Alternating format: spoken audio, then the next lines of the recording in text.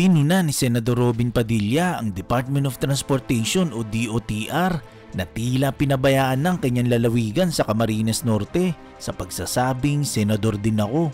Hindi lamang ang senador dito, hindi lamang si Chis Escudero. Senador din ako.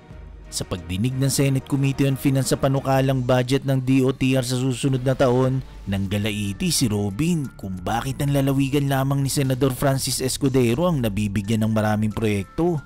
Nagtataka ang senador kung bakit hindi kasamang Camarines Norte sa Philippine National Railway South Long Haul Project. Meron na po papuntang Camarines Norte. Wala pa ho. Kasama ho yan sa plano po, pero wala pa ho tayong pondo para sa papunta ng Camarines Norte. Hindi po pwede isingit yan. Isingit nyo kami. Ang lapit lang po no? Ilang kilometro lang yun. Camarines Norte. 19 kilometers. Ang napakapangit naman pakinggan nung puro matnog sursugong kayo dyan. Paano naman yung Camarines Norte? Kawawa naman kami. Ang Camarines Norte, ito ang lugar kung saan siya pinanganak. Nagpaliwanag naman si DOTR Undersecretary for Railway Cesar Chavez na may 5 phase ang proyekto. Ang Phase 1, ito ay ang Calamba Laguna patungong Daraga Albay at mula Daraga Albay patungong Matnog Sorsogon, ito naman yung Phase 2 na siyang home province ni Escudero. Ang Phase 3 naman ng proyekto ay mula Tiaong Quezon hanggang Batangas Port, habang ang Phase 4 naman ay mula Calamba patungong Sucat. Magsisilbing dipo naman ang Phase 5. Gayunpaman, ang 380-kilometer railway project ay natenga dahil sa kawalan ng pondo. Sa kabila nito, umuusok pa rin sa galit si Senator Robin kung bakit hindi kasama ang Camarines Norte sa proyekto. Himutok ni Robin, bakit daw naiwan ang Camarines Norte? Medyo parang aping-api daw sila. Halos 2 taon na daw kasi silang nagmamakaawa at wag naman daw sana silang kalimutan. Marami po akong nadinig na magandang balita para sa mga tiga Norte. Para naman po sa South, gusto ko lamang pong itanong, ano pong balita sa Philippine National Railway South Long Haul? Kasi matagal na po namin inaantay ito sa Bicol. Alam nyo, lumaki po ako sa train dyan sa Bicol. Nami-miss na po namin. Kung sana dumating po yung panahon. Ano po bang balita? Magkakaroon na po ba ang magandang balita sa amin? Okay. Madam Chair, ang PNR South Long Haul ay Calamba to Daraga Albay. Opo. That's Phase 1. Ang Phase 2 ho ay Daraga Albay, papunta ho ng Matnog Sorsogon. Ang Phase 3 ho ay Tiaong Quezon, going to Batangas Port, at ang Phase 4, Calamba papunta ng Sucat. Ang Package 5 po niyan ay rolling stock and electromechanicals po. Sa kasalukuyan po ay nakakontrata ang gobyerno sa China Exim Bank. It's about 14 billion para sa project management consultancy. Katulad po ng loan sa JICA at Asian Development Bank, kapag ka ang katulad ng China at ang Japan, Asian Development Bank ang nagpapautang, ang dalawang kondisyones doon ay number 1, ang consultancy or project supervisor ay galing sa kanila.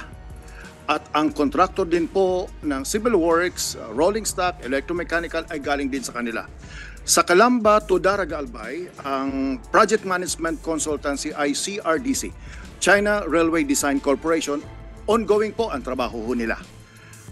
Opo, consultancy pa lang po yun. Okay po. Yung civil works, maputol ko po kayo, sir. Yung pong sinasabi sa NEP na meron 3 billion na alokasyon para sa proyektong ito, sa consultancy, ano po ba yung ibig sabihin nun? Ano po ba ang saklaw nun? Ang saklaw po ng Project Management Consultancy number 1 ay gumawa ng terms of reference para doon sa mga procurement katulad ng civil works.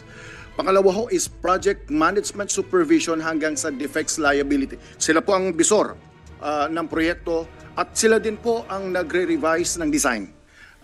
Nagkasama rin sa trabaho nila ay yung parcellary survey at pagdidisenyo kung saan ang alignment, kung anong klaseng istasyon, ilan ang laki, ilan ang haba, ano ang klaseng height, may embankment, paano ang mga bridges. Sila ho ang gumagawa nun, kaya po malaki po yun. Sa international standard, that is acceptable ho. And sometimes, before the Duterte administration, ang project management consultancy of an international contract is about 3 to 5%. In this case, umabot po ng 7%. And that is acceptable also in the international community ho. So mayroon ho tayong project management consultant. Pero yung civil works na gagawa ng 34 stations ho, papunta ho ng Bicol, wala hong pundo na dumating.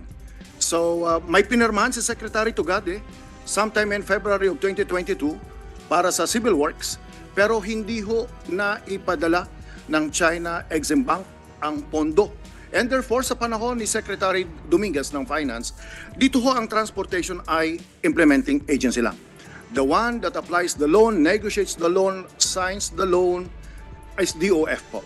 Therefore, si Secretary Dominguez at the time, Secretary of Finance, siya ho ang nagsabi sa China Exim Bank, kung hindi ninyo bibigyan ng pondo, considered our loan application withdrawn.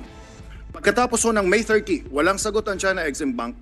Nagsulat ho si Secretary Dominguez sometime in June, middle of June 2022. Wala kayong sagot. Therefore, considered withdrawn. Sa ngayon ho, wala ho tayong loan sa China Exim Bank. So, nakatenga ho ang South Long Hole. Ang pinag-aaralan po ng ating kalihim dito. Sir, nakatenga. Bali, wala po itong ngayong kalinawan. Tama ho kayo. Sapagkat mayroon lang po tayong project management consultancy.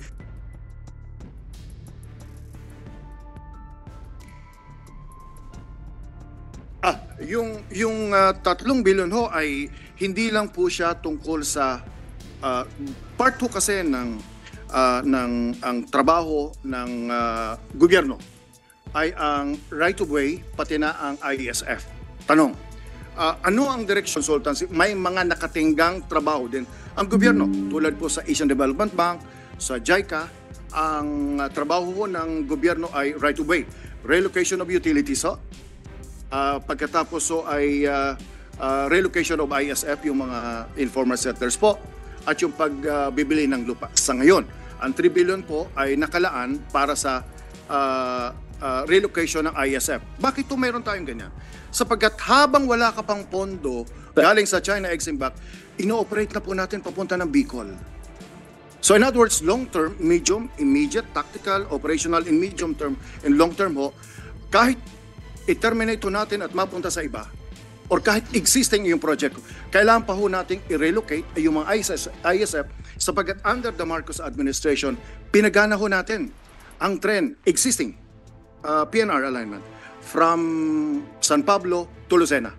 Ngayon ho ay binuksan ho natin, lumang alignment pa ho ito, lumang trend pa ho ito, lumang istasyon pa ho ito. Opo. Para nagagamit, halimbawa po, may Ito pong umaabot sa Bicol. Wala pa. May existing operation pero luma.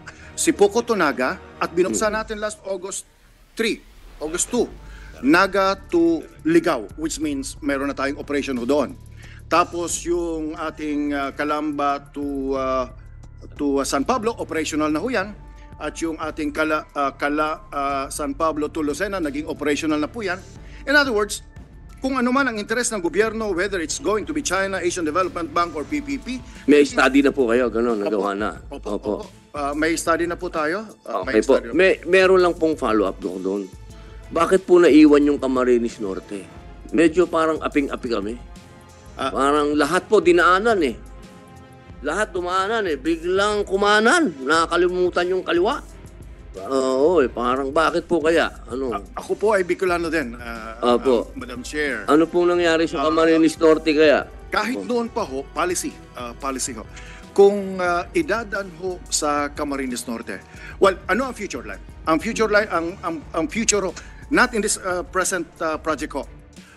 Dito sa Manila to Daraga ho, yung pinarma ni Secretary Tugade, ay wala po talaga ang daet. Ang dapat po ng daet ay ngayon po sa administrasyon po ninyo, hindi ba yung magagawa ng paraan na masama kami? Ang pinag-aayos po natin ay spar line. Ibig sabihin may biyahe mula say total meron namang 3 billion na study diyan, ba't isama nyo na kami diyan? Senator, nasa menu po ng Department of Transportation na isama yung study ho niyan. Ang ongoing lang study po ngayon ay Manila to Matnog Sorsogon.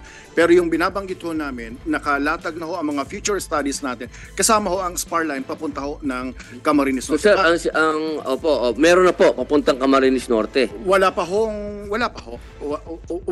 Kasama ho yan sa plano po, pero wala pa ho tayong pondo para sa papunta ng Camarines Norte. Hindi po pwede isingit yan. Isingit nyo kami. Ang lapit lang po no, no? Ilang kilometro lang yun. Camarines Norte. 19 kilometers. Alam niyo po, sir, ganito yan eh. Kung gusto po natin talagang harapin ng peace and order dito sa bansa natin, dapat alam natin kung saan yung mga lugar na talagang may poverty. At talagang alam natin kung saan namumulaklak yung tinatawag nilang pagtawag sa revolusyon. Kapag ganyan po, na lagi kaming naiiwan, katulad yan, humihingi din kami ng airport sa inyo. Yung airport namin, kanina, binanggit ng mga kapatid namin senador dito, may Antique, may Bukidnon. Yung Camarines Norte, ang kailangan lang namin, rehabilitation lang. Pangalawang taon na namin lang lumuluhod. Huwag nyo naman kaming kalimutan. Hindi lamang ang senador dito, hindi lamang si Chis Escudero. Senador din ako. Sir. Ang napakapangit naman pakinggan nung Matnog Sursugong kayo dyan. Paano naman yung Camarines Norte? Kawawa naman kami. Alam niyo po ba ang airport diyan sa Daet, kapag nailagay nyo yan, makikinabang din po dyan ng Quezon. Makikinabang din po dyan ng malalapit na bayan ng Camarines Sur. At doon po sa lugar namin, wala po dyan problema kahit itanong nyo po sa Kaap. Diyan po sa Naga, humihingi sila 11 billion yata ang hinihingi nila para sa airport nila. Kami ho, 250 million lang. May airport na kami. Busted na kami sa train, busted pa rin si